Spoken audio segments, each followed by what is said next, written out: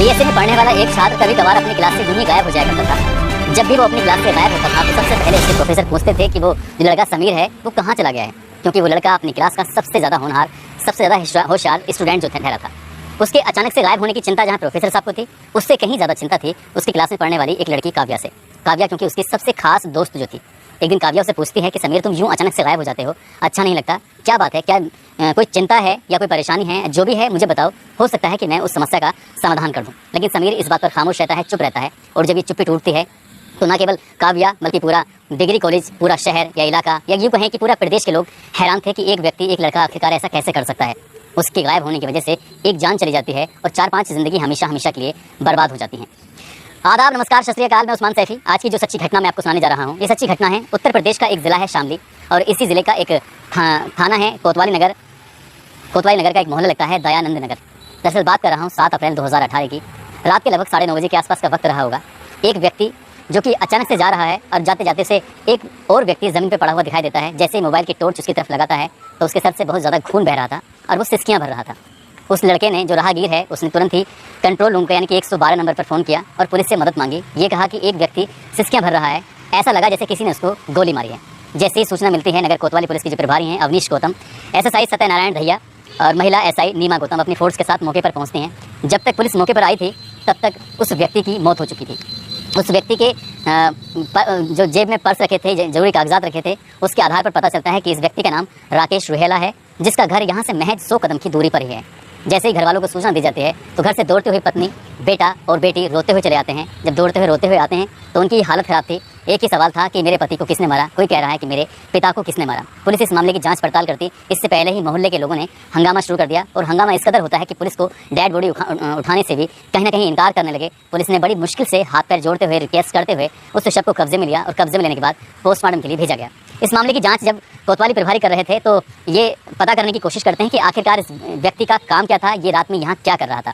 तो पता चलता है कि दिल्ली शाहदरा में एक इंस्टीट्यूट है, उसी की लैब टेक्नीशियन डिपार्टमेंट में ये काम करता था और रोज़ सुबह घर से सुबह 7 बजे निकलता था, रात को लगभग 8 साढ़े 8 बजे तक अपने घर आ जाया करता था।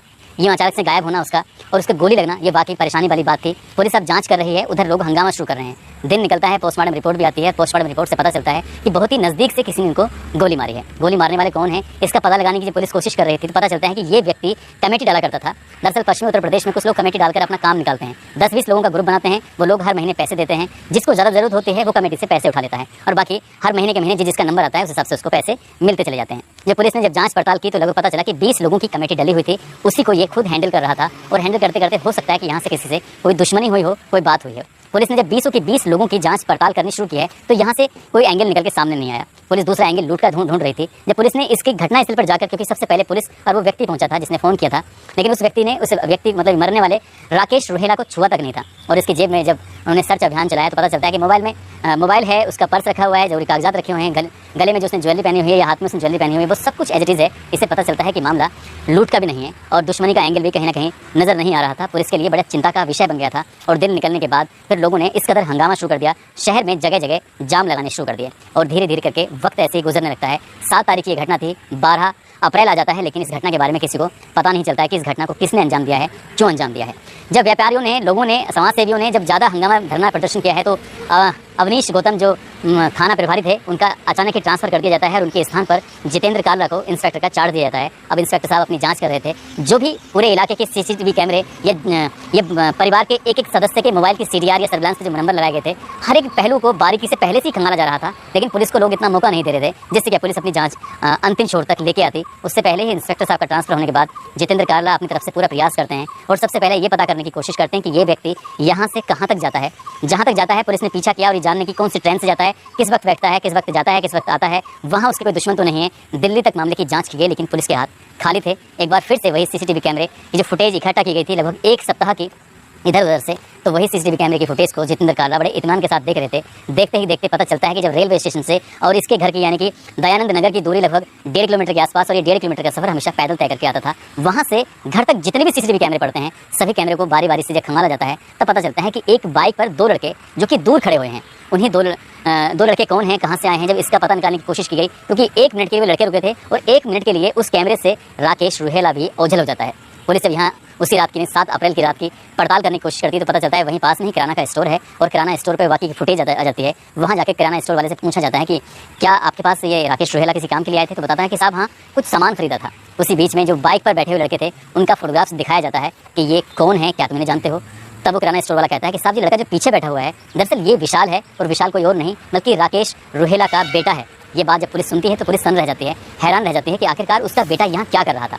पुलिस ने तुरंत ही वहाँ से सूचना मिलते ही घर पहुँचती है और विशाल को पूछताछ के लिए हिरासत में ले लेती है और हिरासत में लेने के बाद उसे कोतवाली लाया जाता है। उससे पूछा जाता है कि तुम उस रात उस घटना स्थल पर क्या कर रहे थे। तो वो लड़का कहता है कि साहब मुझे तो मम्मी ने दूध लेने के लिए भेजा था, मैं तो सिर्फ दूध लेने के लिए गया हुआ था, लेकिन अचानक से ही मैंने देखा नहीं, मेरे पिताजी भी वहाँ पर हैं, लेकिन हाँ जो बाइक पर आगे बैठा हुआ है वो मेरे बहन का बॉयफ्रेंड है जिसका नाम समीर है, समीर मेरे साथ ज़रूर था। फिर पुलिस ने समीर को हिरासत में लिया और उससे पूछताछ करने की कोशिश की तो समीर के साथ एक लड़का और था, यानी कि कुल मिलाकर ये 3 लड़के थे।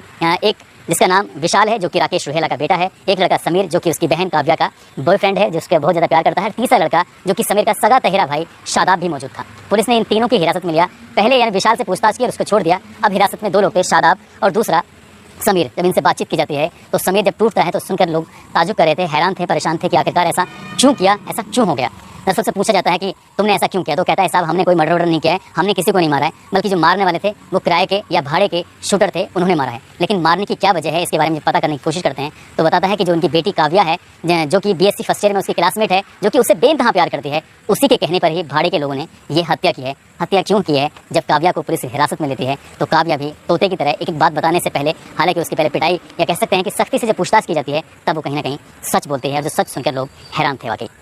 वो बताती है कि साहब मैं समीर को बेइंतहा प्यार करती हूँ और समीर और हम लोग कभी कभार कॉलेज के बाद में किसी रेस्टोरेंट में मिल जाया करते थे। अचानक एक दिन उसके पापा की नज़र उस पर पड़ जाती है, तब वो शायद किसी ओयो होटल से बाहर निकल रहे थे। जब बाहर निकल रहे थे तो उसके पापा को शक होता है और उस लड़के को अपने पास बुलाते हैं और लड़के को एक के बाद एक कई थप्पड़ मार देते हैं और कहते हैं कि आज के बाद अगर तुम मेरी बेटी के इर्द गिर्द या आसपास भी दिखाई दिए तो तुम्हें बहुत मारा जाएगा, तुम्हें बहुत पीटा जाएगा।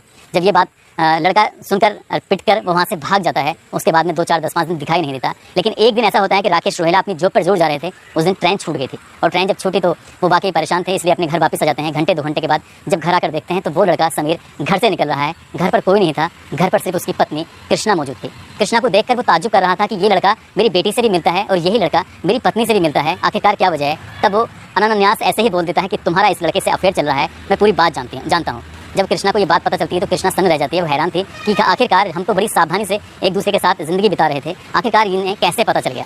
यहाँ पर आज के दिन कृष्णा के साथ उसका पति राकेश रोहेला बहुत ज़्यादा मारपीट करता है। जब मारपीट करता है तब कहीं जाकर उसके मन में कुछ ना कुछ ऐसी गलतफहमियां पैदा होने लगती हैं और काव्या किसी तरकीब से उसे बचा देती है, क्योंकि काव्या नहीं जानती थी कि समीर मेरी माँ से मिलने के लिए आया है, क्योंकि कुछ टाइम के बाद समीर को उसने क्योंकि लड़की काव्या भी वहाँ पर मौके पर आ चुकी थी।